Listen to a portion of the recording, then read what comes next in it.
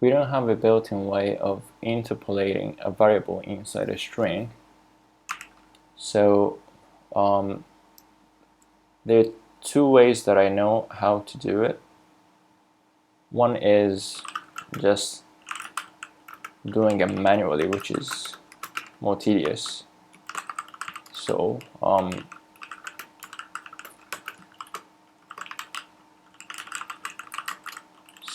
what you can do is just manually add in the string.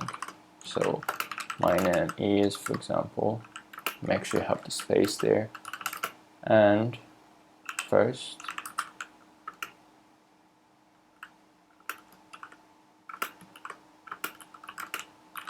last. Okay, let's see. Alright, so that seems to be correct. So another way, I think it's slightly better is, or so much better, is using this printf function.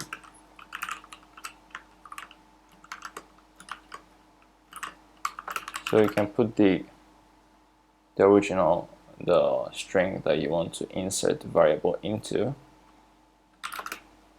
and we can specify the type variable with a percent sign. So if it's a string, you put s,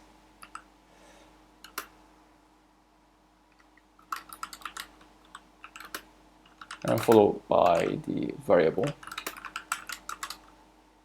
Alright, so let's turn that off first and comment this out, and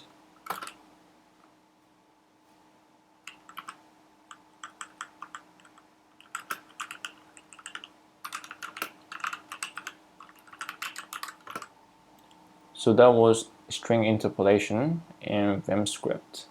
Although the first one was not really interpolation, it is just string concatenation with a variable. Second one was using printf function, which was similar to C. If you need to know more about the syntax, you can consult the help doc, and you can see all of the options that you can pass into the string.